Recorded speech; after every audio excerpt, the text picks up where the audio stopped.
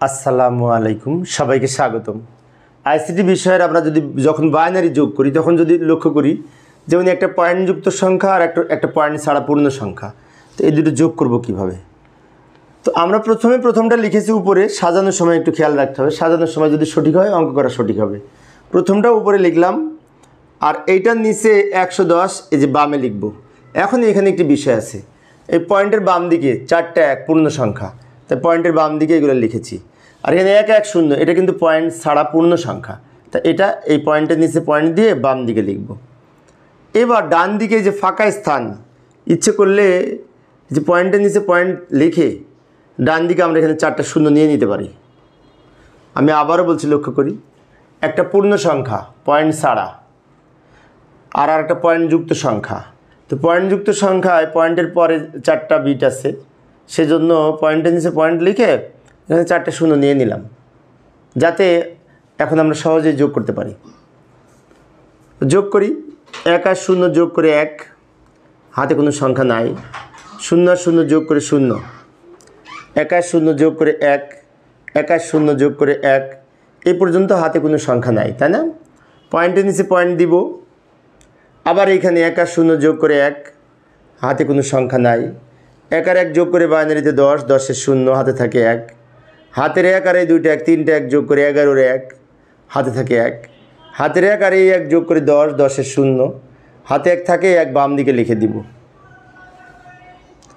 সব আমরা শেষে আবার বেস দিয়ে 2 লিখে দিতে পারি, এবং এইটি হচ্ছে আমাদের যোগফল। এইবার আর একটা সংখ্যা দেখি আমরা, তাহলে পরপর 2টা দেখলে মনে থাকবে। এইখানে লক্ষ্য করি, এইখানে কিভাবে সাজালাম লক্ষ্য করি। উপরে ছিল পয়েন্টের পরে 1 2, তো পয়েন্টের পরে 2টা লিখেছি। আর নিচে পয়েন্টের পরে 1 2 3, পয়েন্টের পরে 3টা লিখেছি।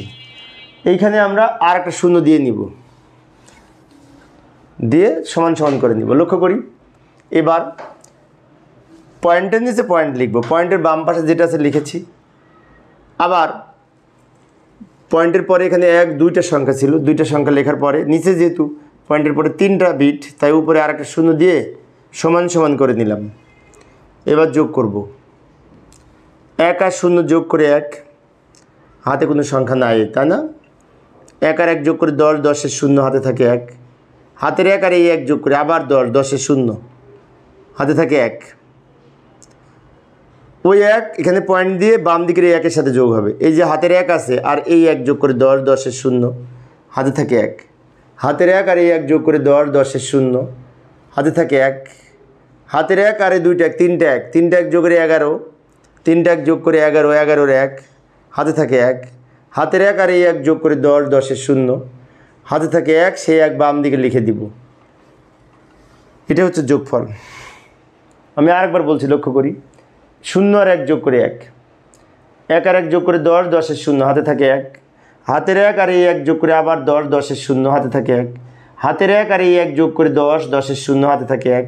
হাতের 1 আর এই 1 যোগ করে 10, 10-এর 0, আবার হাতে 1 থাকে। হাতের 1 আর এই 2টা 1, 3টা 1 যোগ করে 11 বাইনারিতে, কারণ 3টা 1 যোগ করে 3, 3-এর বাইনারি 11, 11-এর 1, হাতে থাকে 1।